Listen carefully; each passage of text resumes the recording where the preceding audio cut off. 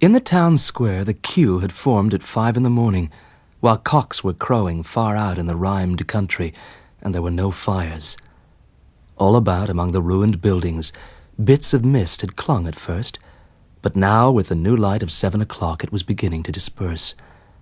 Down the road, in twos and threes, more people were gathering in for the day of marketing, the day of festival. The small boy stood immediately behind two men who had been talking loudly in the clear air, and all of the sounds they made seemed twice as loud because of the cold. The small boy stamped his feet and blew on his red, chapped hands, and looked up at the soiled gunnysack clothing of the men, and down the long line of men and women ahead. "Here, boy, what are you doing out so early?" said the man behind him. "Got my place in line, I have," said the boy. "Why don't you run off? Give your place to someone who appreciates." "Leave the boy alone," said the man ahead, suddenly turning. "Well, I was joking." The man behind put his hand on the boy's head. The boy shook it away coldly. "I just thought it strange, a boy out of bed so early." "This boy's an appreciator of arts, I'll have you know," said the boy's defender, a man named Grigsby. "What's your name, lad?" "Tom." "Tom here is going to spit clean and true. Right, Tom?" "I sure am." Laughter passed down the line. A man was selling cracked cups of hot coffee up ahead. Tom looked and saw the little hot fire and the brew bubbling in a rusty pan. It wasn't really coffee. It was made from some berry that grew on the meadowlands beyond town, and it sold a penny a cup to warm their stomachs. But not many were buying. Not many had the wealth. Tom stared ahead to the place where the line ended, beyond a bombed-out stone wall. "They say she smiles," said the boy. "Aye, she does," said Grigsby. "They say she's made of oil and canvas." "True. And that's what makes me think she's not the original one. The original, now I've heard, was painted on wood a long time ago." "They say she's 4 centuries old." Or maybe more. No one knows what year this is, to be sure. "It's 2061. Oh, that's what they say, boy, yes. Liars. Could be 3,000 or 5,000 for all we know. Things were in a fearful mess there for a while. All we got now is bits and pieces." They shuffled along the cold stones of the street. "How much longer before we see her?" asked Tom uneasily. "Just a few more minutes. They got her set up with 4 brass poles and velvet rope, all fancy to keep folks back. Now mind, no rocks, Tom. They don't allow rocks thrown at her." "Yes, sir." The sun rose higher in the heavens, bringing heat which made the men shed their grimy coats and greasy hats. "Why are we all here in line?" asked Tom at last. "Why are we all here to spit?" Grigsby did not glance down at him, but judged the sun. "Well, Tom, there's lots of reasons." He reached absently for a pocket that was long gone, for a cigarette that wasn't there. Tom had seen the gesture 1,000,000 times. "Tom, it has to do with hate. Hate for everything in the past. I ask you, Tom, how did we get in such a state, huh? Cities all junk, roads like jigsaws from bombs, and half the cornfields glowing with radioactivity at night. Ain't that a lousy stew, I ask you?" "Yes, sir, I guess so." It's this way, Tom. You hate whatever it was that got you all knocked down and ruined. That's human nature. I'm thinking maybe, but human nature, anyway. "There's hardly nobody or nothing we don't hate," said Tom. "Right. The whole bloomin' caboodle of them people in the past who run the world. So here we are, on a Thursday morning, with our guts plastered to our spines, cold, Live in caves and such, don't smoke, don't drink, don't nothing except have our festivals, Tom. Our festivals. And Tom thought of the festivals in the past few years. The year they tore up all the books in the square and burned them, and everyone was drunk and laughing. And the Festival of Science a month ago, when they dragged in the last motor car and picked lots, and each lucky man who won was allowed one smash of a sledgehammer at the car. Do I remember that, Tom? Do I remember? Why, I got to smash the front window, you hear? My God, it made a lovely sound. Crash! Tom could hear the glass falling in glittering heaps. And Bill Henderson, he got to bash the engine. Oh, he did a smart job of it with great efficiency. Wham! But the best of all, recalled Grigsby, there was the time they smashed a factory that was still trying to turn out aeroplanes. Lord, did we feel good blowing it up, said Grigsby. And then we found that newspaper plant and the munitions depot and exploded them together. Do you understand, Tom? Tom puzzled over it. I guess. It was high noon. Now the odors of the ruined city stank on the hot air, and things crawled among the tumbled buildings. Won't it ever come back, mister? What?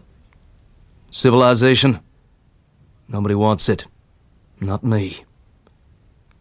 I could stand a bit of it, said the man behind another man. There were a few spots of beauty in it. Don't worry your heads, shouted Grigsby. There's no room for that either. Ah, said the man behind the man. Someone will come along someday with imagination and patch it up. You mark my words. Someone with a heart. No, said Grigsby. Well, I say yes. Someone with a soul for pretty things. Might give us back a kind of limited sort of civilization, the kind we could live in peace. The first thing you know, there's war. But maybe next time it'll be different. At last they stood in the main square. A man on horseback was riding from the distance into the town. He had a piece of paper in his hand. In the center of the square was the roped-off area.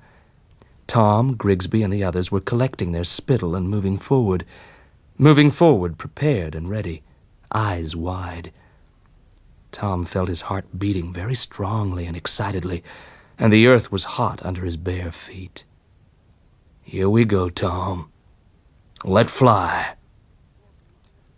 4 policemen stood at the corners of the roped area. 4 men with bits of yellow twine on their wrists to show their authority over other men. They were there to prevent rocks being hurled. This way, said Grigsby at the last moment. Everyone feels he's had his chance at her. You see, Tom? Go on now. Tom stood before the painting and looked at it for a long time. Tom, spit. His mouth was dry. Get on, Tom. Move. But, said Tom slowly, she's beautiful. Here, I'll spit for you. Grigsby spat, and the missile flew in the sunlight. The woman in the portrait smiled serenely, secretly at Tom, and he looked back at her, his heart beating, a kind of music in his ears. She's beautiful, he said. The line fell silent. One moment they were berating Tom for not moving forward. Now they were turning to the man on horseback. What do they call it, sir? Asked Tom quietly. The picture? Mona Lisa, Tom, I think. Yeah, the Mona Lisa. I'll have an announcement, said the man on horseback. The authorities have decreed that as of high noon today, the portrait in the square is to be given over into the hands of the populace there, so they may participate in the destruction of... Tom hadn't even time to scream before the crowd bore him, shouting and pummeling about, stampeding towards the portrait. There was a sharp ripping sound. The police ran to escape. The crowd was in full cry, their hands like so many hungry birds pecking away at the portrait. Tom felt himself thrust almost through the broken thing. Reaching out in blind imitation of the others, he snatched a scrap of oily canvas, yanked, felt the canvas give, then fell, was kicked, sent rolling to the outer rim of the mob. Bloody, his clothing torn, he watched old women chew pieces of canvas, men break the frame, kick the ragged cloth, and rip it into confetti. Only Tom stood apart, silent in the moving square. He looked down at his hand. It clutched the piece of canvas close to his chest, hidden. "Hey there! Tom!" cried Grigsby. Without a word, sobbing, Tom ran. He ran out and down the bomb-pitted road, into a field, across a shallow stream, not looking back, his hand clenched tightly, tucked under his coat. At sunset, he reached the small village and passed on through. By 9 o'clock, he came to the ruined farm dwelling.